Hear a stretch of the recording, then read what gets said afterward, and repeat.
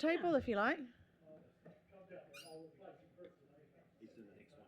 Oh, okay. Okay. Oh, he's in the next one. Allow her to join the table anyway. Okay. If you want to come and join the table anyway, feel free.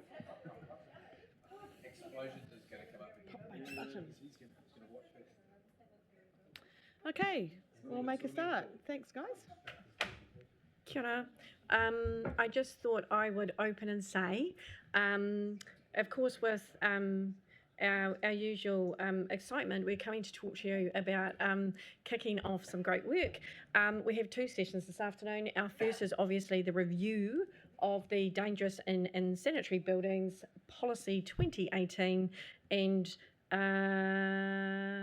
also, are you telling me to say that one now as well? And the next one is the review of the Water Supply Bylaw. But kicking into this one, we're really just going to give you a bit of an overview of where we're heading and what's coming up. Nice, hopefully, direct session with opportunity for further discussion in due course. So I'll hand over to Chris. Great. Thanks, Chris. Shoot, Chris. Good afternoon, everyone. Basically, this is a policy that council has to have under the Building Act, and we have had it in place for quite a few years now. It was last reviewed back in 2018, and it has to be reviewed every 5 years, so it is up for review now. It is we need to take it out to a full consultation for 3 reasons. So, for 3 reasons. One is that it is being extended to include affected buildings, which I'll explain a bit more about shortly.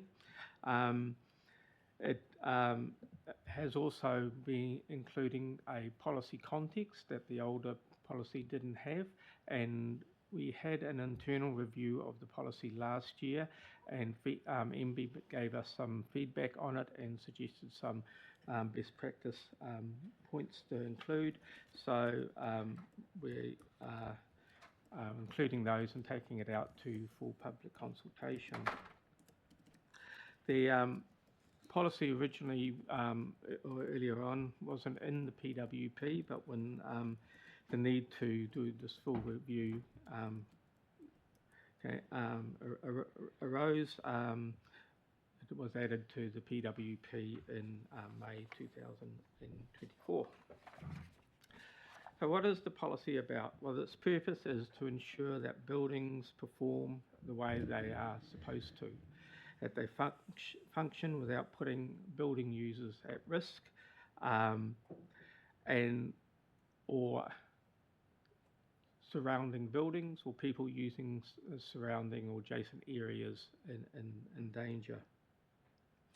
It also has an administrative part to it, which is that it provides clarity and guidance to how council will undertake its duties under the Building Act in this area. And it'll become a bit clearer later. And how do we do this? Well, we are going to use a balanced risk-based assessment that will safeguard buildings as structurally sound and not posing a health risk. So what are dangerous, affected and insanitary buildings? Well, dangerous buildings are a building that is likely to fail structurally, okay, fall down on your head, or is hazardous in an event of fire. You can't get out or are warned that the fire is occurring. That may cause or likely to cause death or injury to a person, or damage to other buildings or property. An affected building is a building that may be sitting beside one of these dangerous buildings, and if a dangerous building failed, then it will be affected by the building. And an insanitary building is one that is offensive or injurious to health because of its situation, i.e. where it is, literally where it is, or its construction, in the sense that perhaps it has moisture ingress, which is causing black mould, and increasing a health risk to those who are occupying it. Or it could be a building that lacks a suitable potable water supply, or has adequate sanitary facilities, i.e.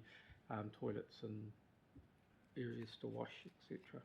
I had a quick question. So, in relation with those definitions, is it, maybe I'm being very presumptuous here, given our building consents, I assume that there aren't any, or there are very few of buildings that meet those definitions? Yeah, essentially a building consent provides you with the right to build to a certain design, and when that's signed off through a code compliance certificate, it's signing off that it has been built to that design. A dangerous or unsanitary building is usually something happens afterwards. Subsequent to that. Perhaps because it hasn't been maintained properly, or there was something structurally wrong somewhere along the way that has arisen.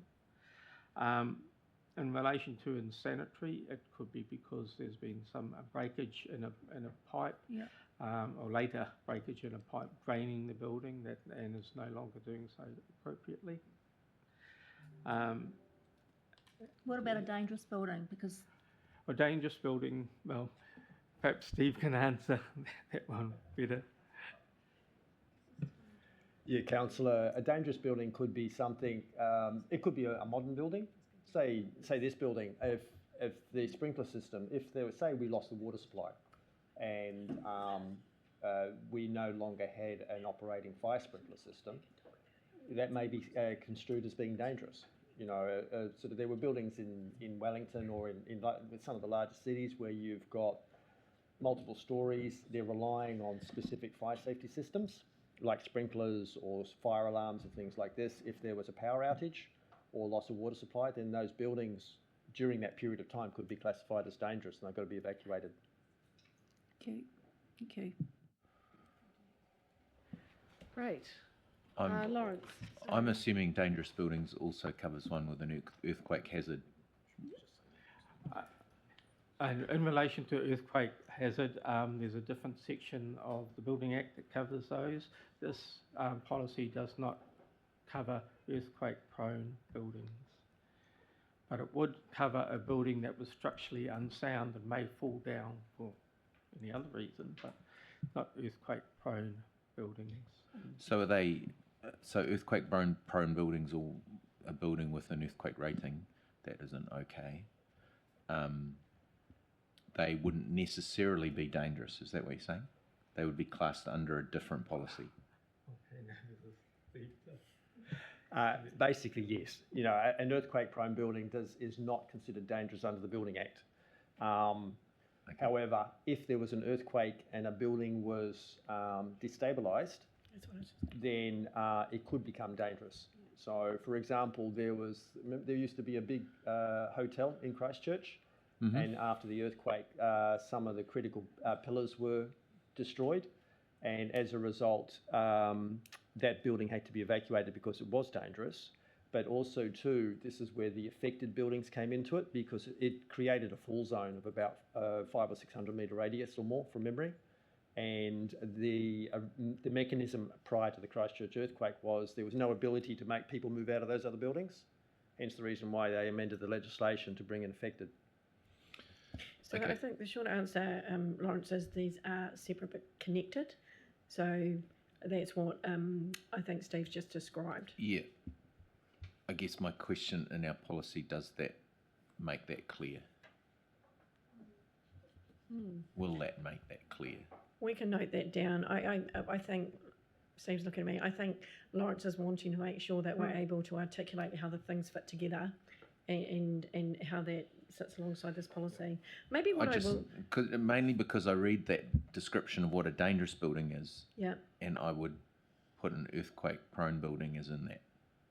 I think maybe what we'll take a note away for is when we come back to you with the refresh policy is some of these things are defined by legislation. We're able to articulate what parts of legislation this relates to, and if there is, I would say, adjacent legislation, relevant legislation that sits alongside it, we can at least recognise it in a footnote or in some way. So we'll do that. Okay, so up on the screen there now is a sort of brief flowchart of how council would work through this, whether a building was dangerous or insanitary or an affected building. Essentially, first up, council applies a risk-based assessment. It has to make a decision as to whether it considers the building dangerous, for instance. And that risk-based decision is based on the likelihood and the consequence of a failure. What is balanced is the safety of people using the building, obviously. Its economic and social impact of declaring it a dangerous building, and also cultural or heritage impacts if it is a cultural, a building of significant cultural or heritage character. As part of that, council would consult with the owners, of course, inspect the building, and that inspection would be followed by inspections by the necessary experts, which may be geotech engineers or structural engineers. Consult with other appropriate parties, such as Heritage New Zealand, if it is a historic building. And here I'm sort of thinking of maybe something like the Maori Lands building in Otaki, and then council makes the decision. Part of that decision is deciding whether urgent work is required and has to be done straight away in order to make the building safe. If that is the case, council can go ahead and do the work that is required and can then charge that back to the owner. If it isn't urgent, then council issues a notice to fix, and the owner has between 10 days and 6 months to do something about it.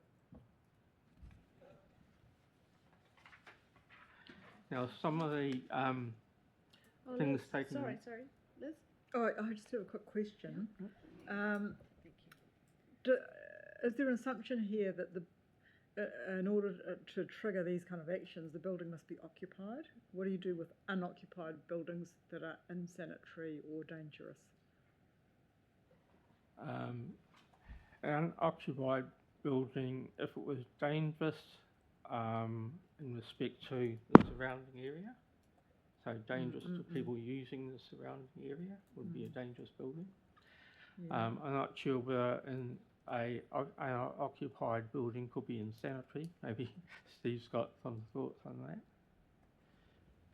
It depends on the circumstances, councillor. You know, you sort of, as Chris was just saying, if a building was dangerous and it posed a risk, and it was unoccupied but posed a risk to adjoining buildings, then this is where this policy kicks in, because it's under the affected building aspect to it, and it would be the same in a sanitary situation.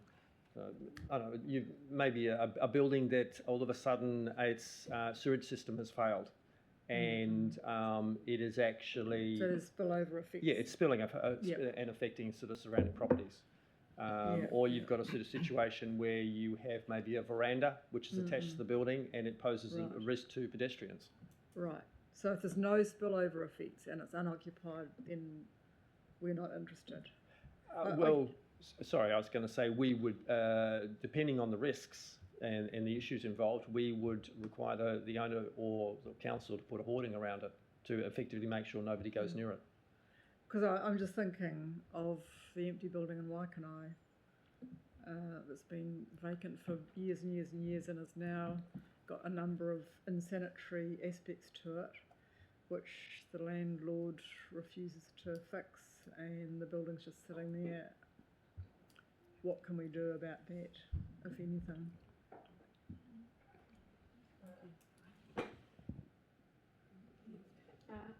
Thank you. Thank you. I think maybe we can come back offline to explore examples. I'm just thinking of the time we have today Okay. and the fact that we're in a public setting that we might want to chat about that offline. And I'm looking at Steve there, who's nodding furiously at me that sounds like a good idea. But we'll write that down and come back Okay. with some Sure. advice. Yep. Okay. Thank you. Sounds good. Thanks, Chris. So just very quickly to finish off that slide, the sort of things that are taken into account when assessing the building are its size, the complexity of the building and its structure, its use, the practicality of doing the work on the building, and the historical and or cultural values.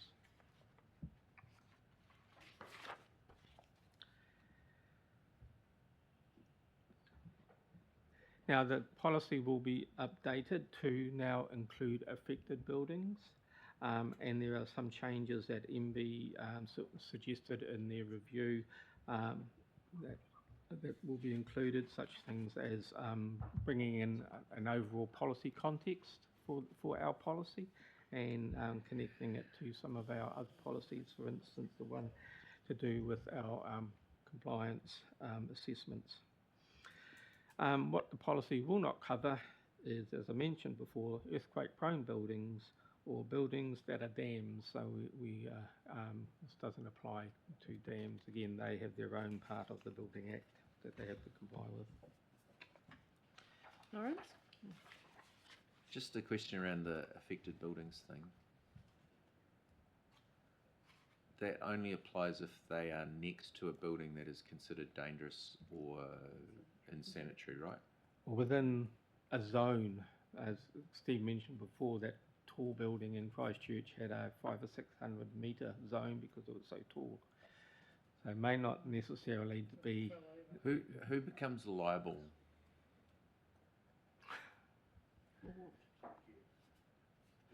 If it's your affected building, but your building's to code and it is not dangerous or insanitary, but it's affected by someone else, who's liable for the fact that you have to evacuate? And your continuity of business related to another building adjacent to you. So I just want to clarify that I understand what you're asking. You're asking for who's liable for the costs of needing to evacuate or find another premise if you find yourself to be an affected building through this process. Yeah. Right. Do you have an answer to that, Steve? Have we worked through that? Or do we need to come back? I'd suggest we discuss that offline, Councillor. Okay. I'll take that as being I this think is way too I think complicated we're all in a a bit half-hour curious session. as to the answer. So let's just come back with an answer. No, I suppose later. just to explain, the council's undertaking its functions in accordance with the Building Act. So to infer or a person or like a business owner considers that the council has some sort of liability, they'd have to show in the first instance that the council wasn't acting in accordance with the legislation. And then you get into that discussion on, say, if you're an affected building rather than the building that's actually dangerous, who has responsibility for that? The owner of the dangerous building or the insanitary building? It would be a complex legal issue to go. You'd have to unpack it, is what I'm saying. That's a great answer. Okay, so that's not clear in the Building Act or anything that we're referring to or we're having to implement through this policy. That's not clear, okay. Yes, sorry. So it's a grey area and businesses need to have continuity insurance would be the question, probably the suggestion. That would be a short answer. The yes would be the Great. short answer to Thank that. you. That's why we don't allow anything over 5 stories. Martin? Look, actually, it's just a bit of a housekeeping thing. I'm just curious, where does this policy sit on the council website? Because it's not on the policy section of the website.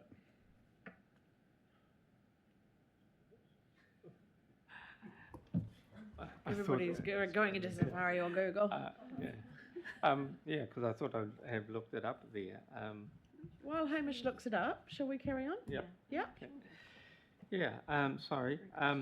Stakeholders engagement. The key stakeholders we've identified are, of course, building owners that may own one of these buildings or could potentially own one of these buildings. And by that I mean the example that Steve gave a few minutes ago of the high-rise apartments down at the beach.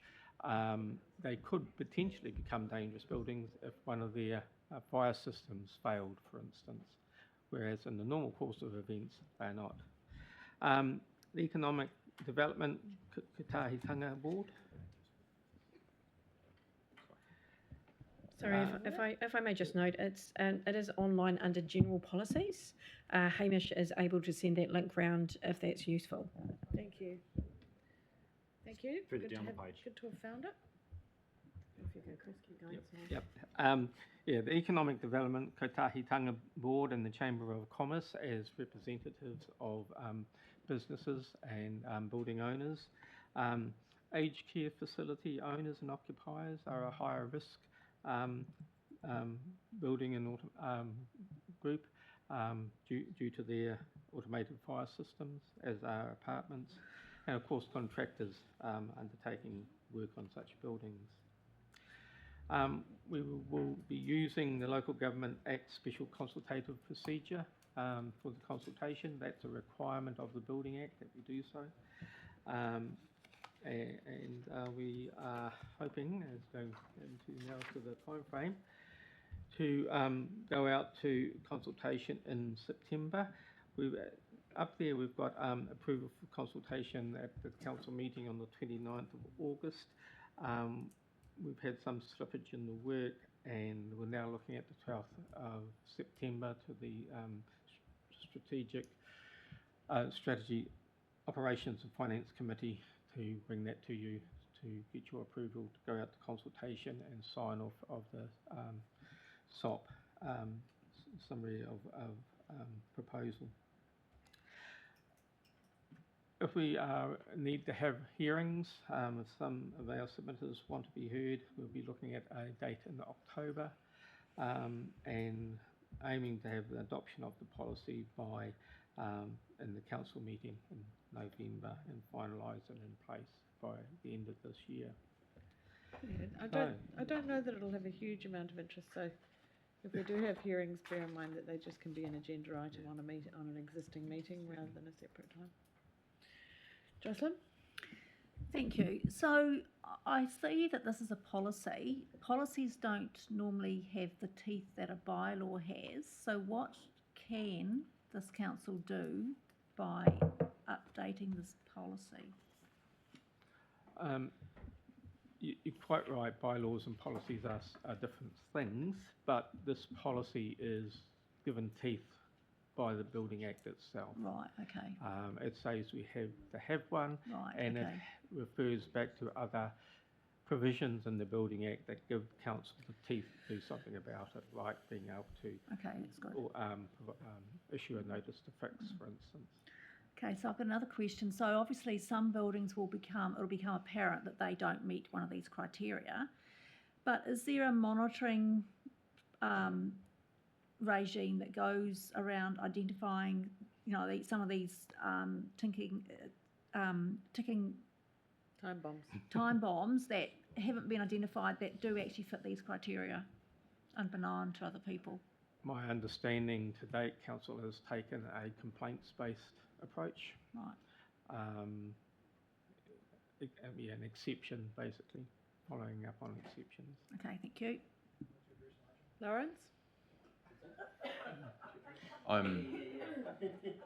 We are live streaming, councillor. Lawrence? This is an existing policy that's being updated, so I'm assuming we're already activated on this policy. So it's not a new thing, apart from the affected buildings. Yes. So, just another comment about the stakeholders that you had a list of. Would that include buildings? Building owners specifically that currently have certificates of fitness, warrants, for the use of their buildings?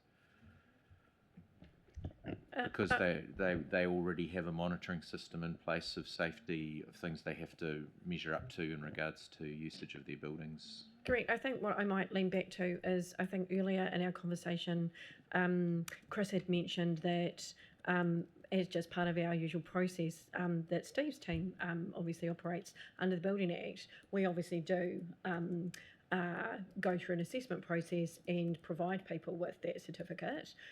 This was talking about after that fact. There can be different reasons. It might be an event, it might just be to lack of maintenance, whatever it is, that this situation arises. So somebody might go past a building, I'm making this up, and go, oh, I don't know, I saw some cracks in what I think is a structural part of the building. They might put a complaint in. It'd come to Steve's team. He might pop down with his team. I'm being very, obviously it doesn't quite work this way, but, overall, they pop down and have a look at it and go, oh, yes, it's a thing, or no, don't worry about it. So there's a process in place. So what this policy is not doing is it's not changing what we have in place now. It's a very technical component we're adding in because of changes that have been made, I'll say, from Wellington nationally around that piece around affected buildings, and that we've had feedback from MB just around a few things that they think we need to add to our policy. So it's not changing some of the other things that are already in place that sit around this. So we can give you that background or further information if that's helpful as we're coming through this process. Is that useful? Yep, great. What I was trying to say is I would consider those building owners are a stakeholder in this policy. That isn't made clear here. Okay, so you're saying we need to make sure that we've included people who've already engaged with council. Who already have buildings with certificates of fitness for use. We'll make sure we pop that down. Yeah, so just for clarity, what we can do is just add owners of buildings that have got building warrant of fitness onto the stakeholder list. Yep, that's cool. Darren, did you want to add something still? I think. No, no, Darren's point has already been made elsewhere. Right, is that the end? No? Yep. No further questions? Thank you. Great. Okay, we've got a backflow issue now.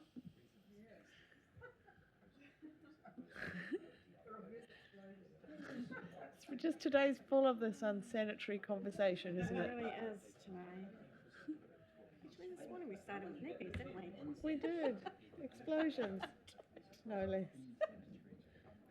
Sorry. I was going to say,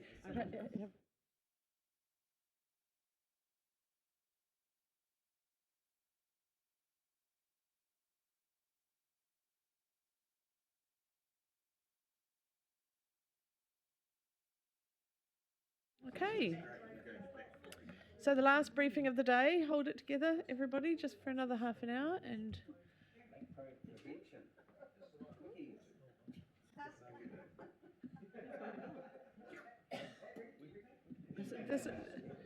this is really important work.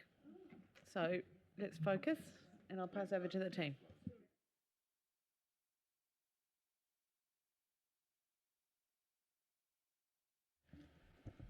Hello, everyone. I was just saying, kia ora. So I did mention our second briefing of the day. It is around backflow. We are talking about review of our Water Supply Bylaw 2013 and the Backflow Prevention Policy. I'll hand over to Victor. We've also got our team from infrastructure here with us as well to answer any questions. So we might go through a similar process and maybe set out some things and with the Mayor's guidance, take some questions as we go. Before we start, may I please ask for a technical definition of backflow as a non-plumber?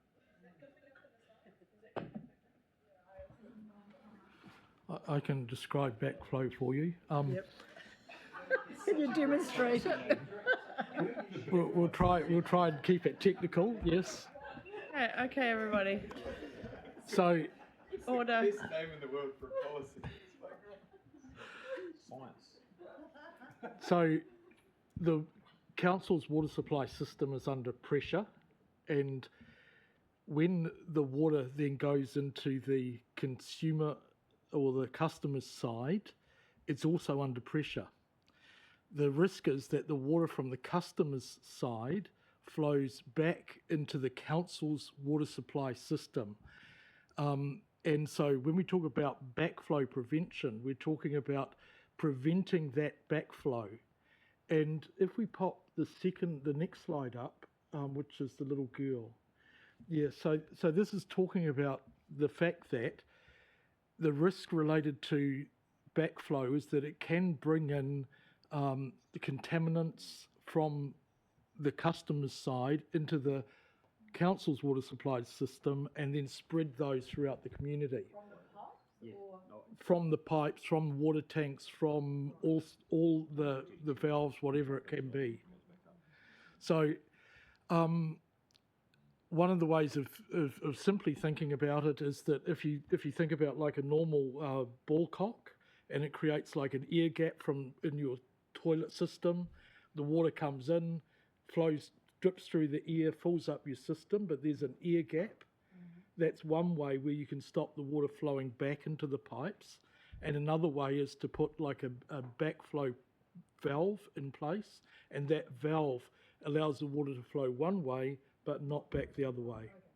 So fundamentally, you're stopping the potential of contaminated water entering into the council's water supply system. Sorry, Nigel, we are live streaming, so we're using microphones. You're going to mention Havelock North, possibly? No, okay. I'm going to mention Tokomaru, which just happened a couple of weeks ago. So Tokomaru had its water supply cut off completely, and I think there were about 216 properties that were affected, and apparently it was from a tap that had a lead, some issue with the tap. So is that what would have happened? So I mean, just in terms of people taking this stuff quite seriously, because the consequences of it going wrong are horrible. So that's a live thing now in Horowhenua.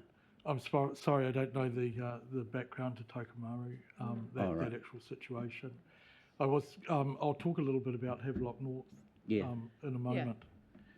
Cool. Let's keep going with the slides. Okay, now, thank you. Now that we've had our background information. Liz, you asked on behalf of quite a few of us. So we do have a backflow provision within the current Water Supply Bylaw. So even though we're presenting them today and we're talking about them as two separate legal instruments, because that's what we want to carry forward at the moment, backflow isn't a new subject. It is actually part of the 2013 Water Supply Bylaw. Because the review period for that bylaw is 10 years, then it was actually due for review in August 2023. It didn't happen as such. One of the reasons why, as you see there in the third bullet, is because of the three waters, where there was the potential of the former government transferring the responsibility of ownership and operations to the four water entities, and that would have taken it out of council's hands. So our colleagues actually just paused that work. But what it does mean is that there is a statutory deadline that we have to meet with this work, and that statutory deadline is 2 years on from August of 2023, and so it becomes August 2025 as to when we need to get the new bylaw in place. Can I just ask a question in relation to that? And I asked this at the time when Three Waters looked like it was going to happen. And so whatever happens around it's not like our water supply goes somewhere else. We just go, it's not our problem anymore. But in terms of this kind of thing, what's our monitoring? Will we still have a monitoring regime? And even under the current government's new legislative plans around water, because if this larger entity says, oh, look, we haven't got really time to be doing all of that stuff down there because we've got big problems in Wellington, will we still have a monitoring regime, or would we just not? And then how are we protecting our own local supply? That's the question, I guess. Thank you. Thanks, Nigel. So the new entity will be responsible, but along with these new entities, and Sean will correct me here if I'm out of step, are deeper regulations. So actually, it's more difficult, right? And the standard of water is lifted. So if anything, the requirement to maintain and monitor is more stringent than what it is now. Does Sean want to add to it? I was Te Mate Arawai is the new regulator. Yeah, they've got some pretty hefty legislative abilities to do a whole lot more than the previous Ministry of Health drinking water assessors, which is the old system. So yes, there's more regulation and greater enforcement abilities that sit with the regulator, and the new entities will be subject to that, both economic regulation and quality. So the bylaw and all of that enforcement and everything else will sit with outside of council. So they wouldn't be instructing us to do that. They wouldn't be instructing KCDC to monitor its own water, etc. So we would actually be A customer. We would just be basically trusting that they're doing their job right.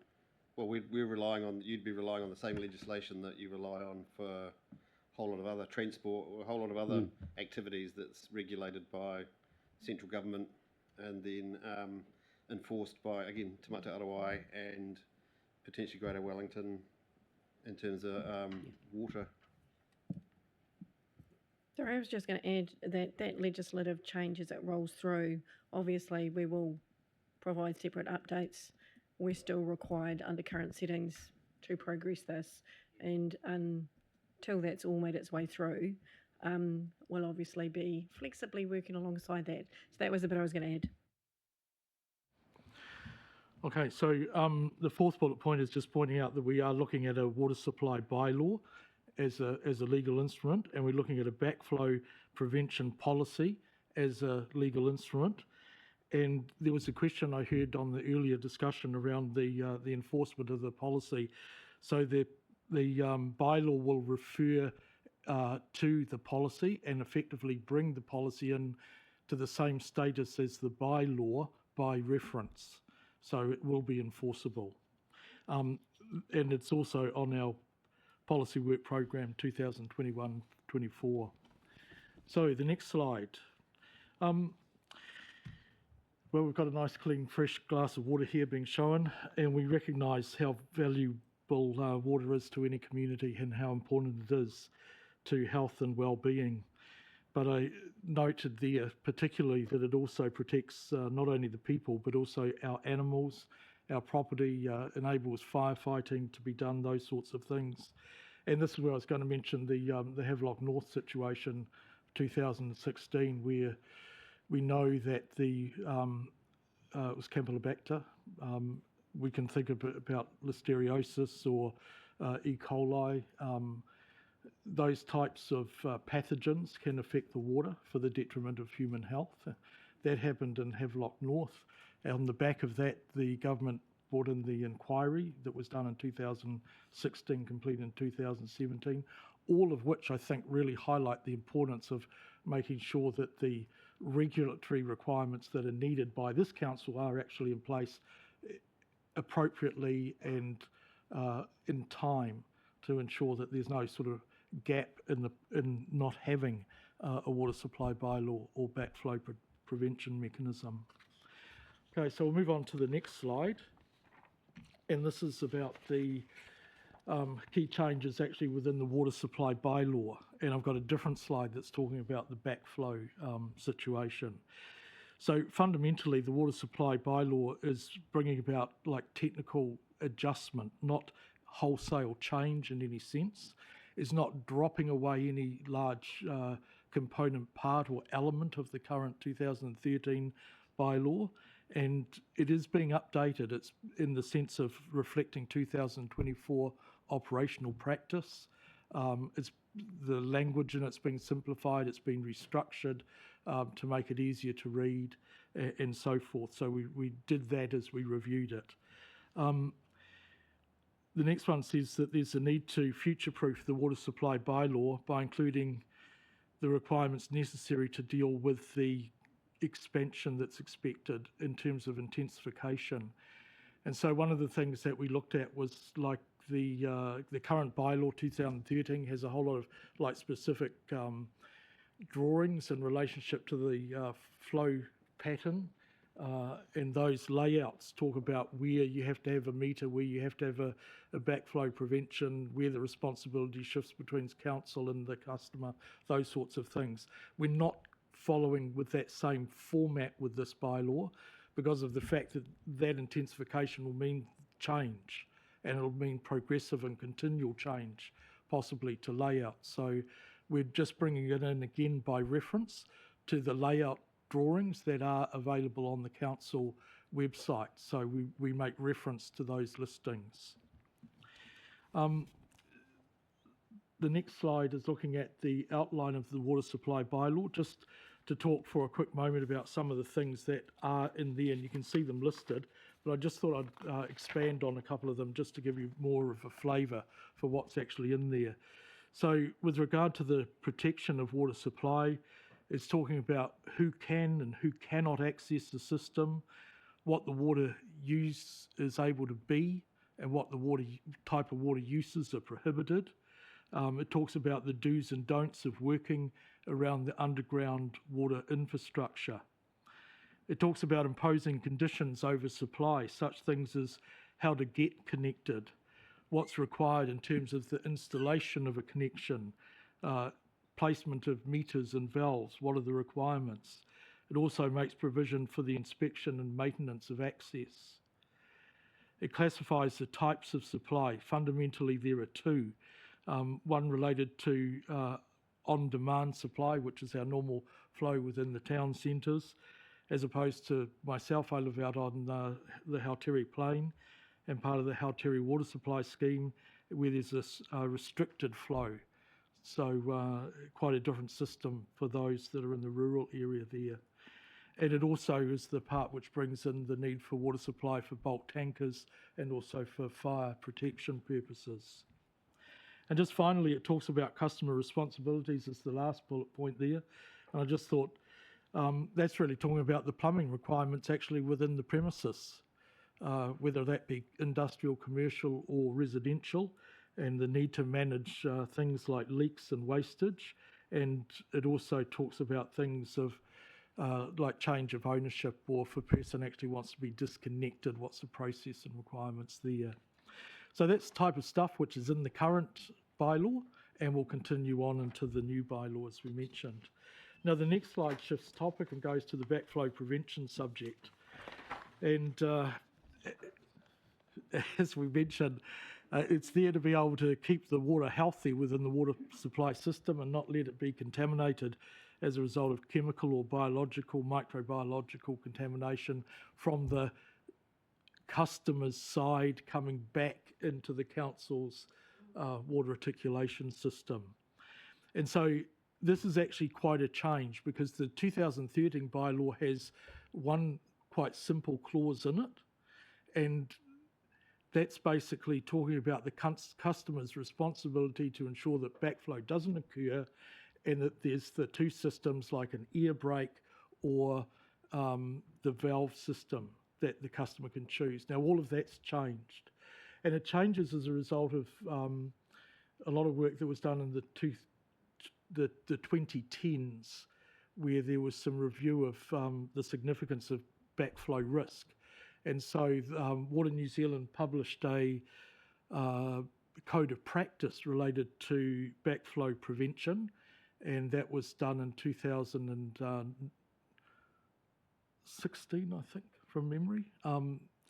And the backflow prevention policy that we're putting in place actually mirrors that.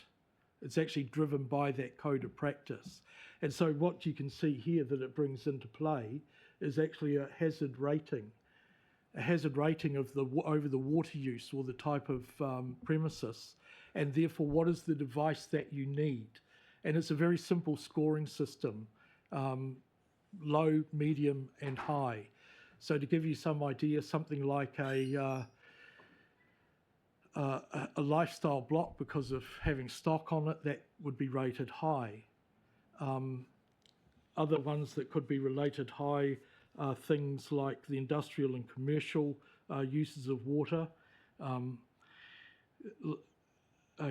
where council water supply is connected into a tank which is also receiving grey water or rainwater, then that would be rated medium.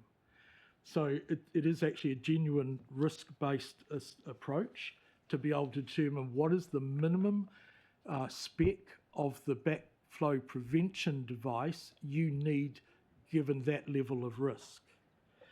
It also talks about things like how to install those devices, what devices need to be tested. Some need to be tested annually, others not so, what records are needed to be kept by council, and then finally talks about the qualifications for IQPs, independently qualified persons, who will be those who are able to test the backflow device. So, and we mentioned, I'd just like to really underscore this point because it is important, that the backflow prevention policy is brought in to have the same legal enforcement as the Water Supply Bylaw by virtue of being included by reference. Question. Yep.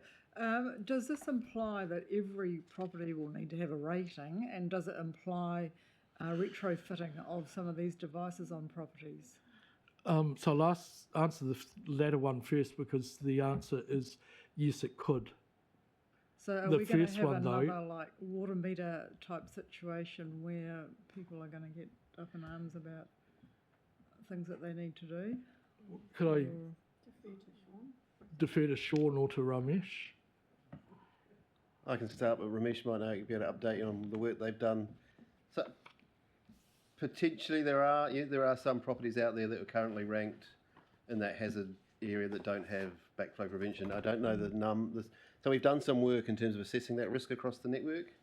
We're not talking about every property. As part of the water metering, a manifold that you have in outside your property for a water meter has like a plastic ball bearing in it that provides some backflow prevention. So it's not like every residence will have to have one of these, but I think either Ben or Ramesh can talk about. We've done a piece of work to look at the scale, but there is still an element of that people will be required to put these in.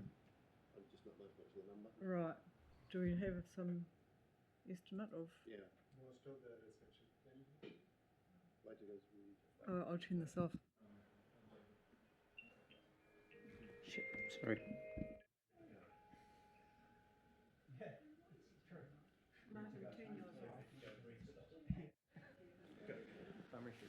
Most of the residential properties with that has got meters with the manifolds is already have a double check valve as a non-return valve, or whatever we call the backflow prevention device. But there are some other properties where we are still investigating, and we have a budget to carry out in phases to ensure that it is to be done. But it is the responsibility of the customer to get it done. I don't have the figure right in front of me, but in comparison to many other councils, our councils, population-wise, the device population-wise, it is actually majority is covered. Yeah, we did a fair bit of work when we put the metering in. 'Cause some of the bigger connections you'll see around the place. There's one sitting across the road here. We did some work trying to get those in when we did metering, but as Ramesh said, we don't have a lot of it's really commercial operators, retirement villages, industrial users, garage. It's really, there's a wide range of commercial use, and then you start to get into some of the other areas of risk, which might be home businesses, depending on what you're doing, that type of thing. So yes. There will be some properties out there that have to do this. We, I guess, need to also look at over what period of time that they have to do that, and that is based on the level of risk. So once we get, assess what that is, you could then, if it's a, I don't know, galvanised factory, or if it's a meatworks or something like that, and they don't have it at the moment, then that would be a significant risk. But I don't think, we've yet to work that through, and I guess that's a function of risk, timing, cost, which we'd work through with each of them.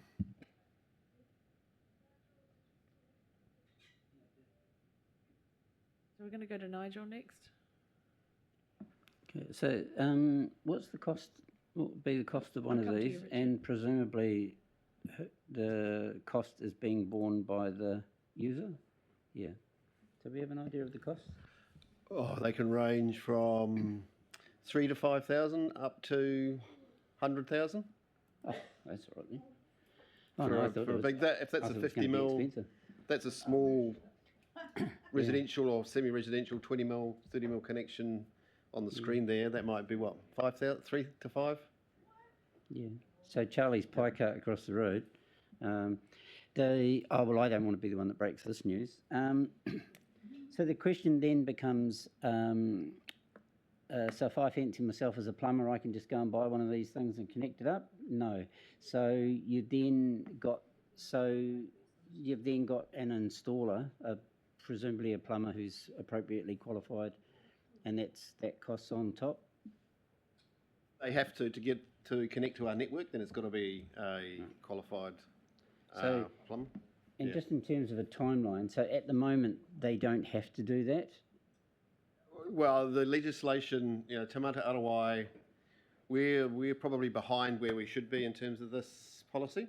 You are required to, and under the legislation, we are required to be making people put these in.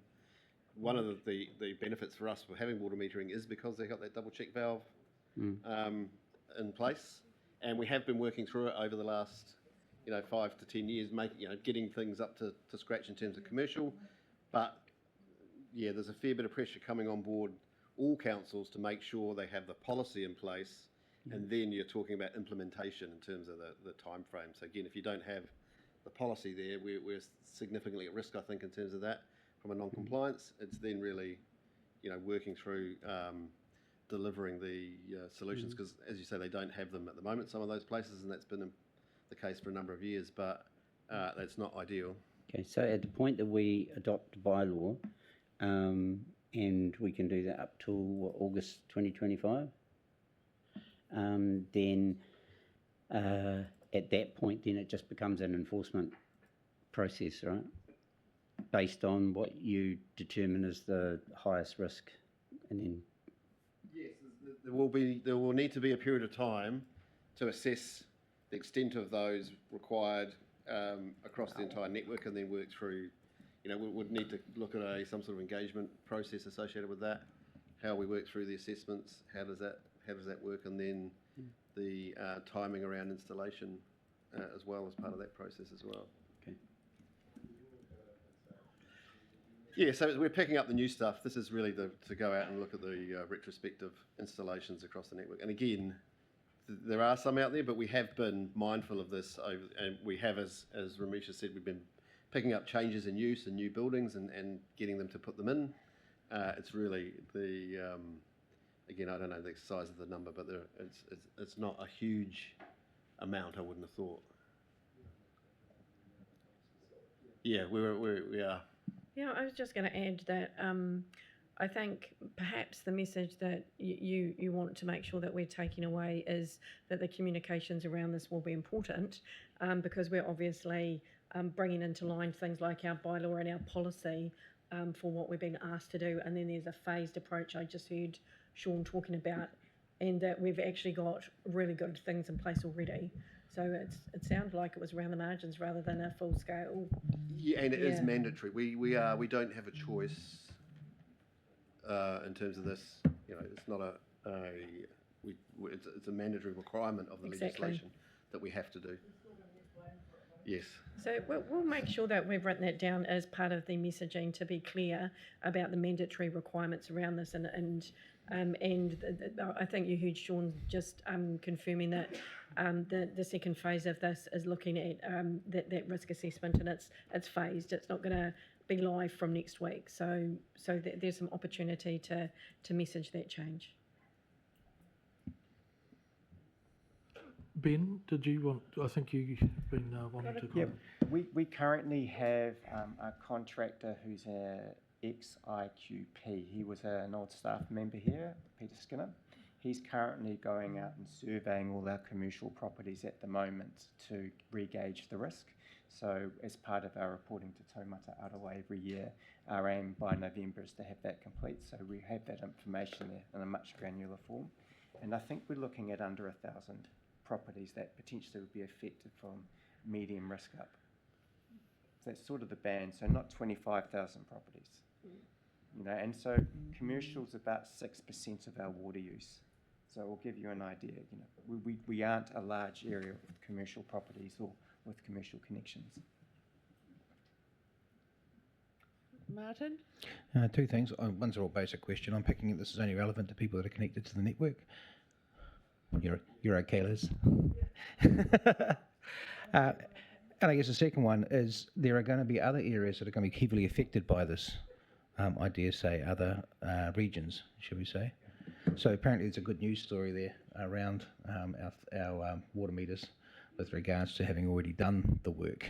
That's meant that we're actually a little bit ahead of quite a bit away ahead of the game on this. So when the general messaging comes out from central government, there's more than likely going to be potentially a lot of people worried.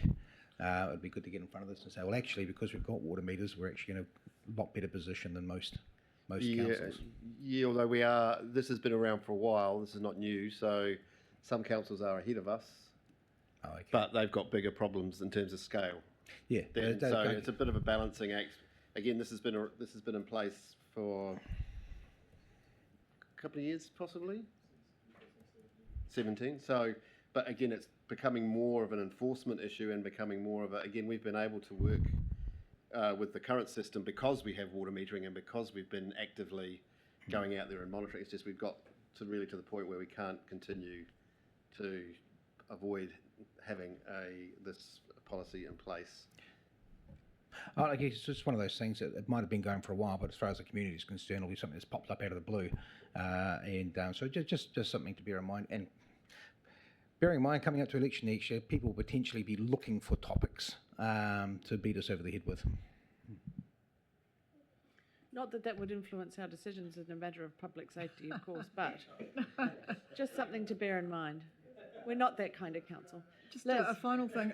Can I assume that you will be in close contact with those people you've identified as being in the high risk category and be communicating with them on a regular and upfront and no surprises basis? Absolutely. Sean is sitting behind you, nodding. Yeah. Right. Yes. Okay. Cool. Thank you. Well, time is flying along, so I'll just finish the slides if I may, just really quickly. Yeah, thank you. That'd be great. So this second to last slide is just talking about the stakeholder and engagement process that we are running. It's the special consultative process under the Local Government Act, Section 83.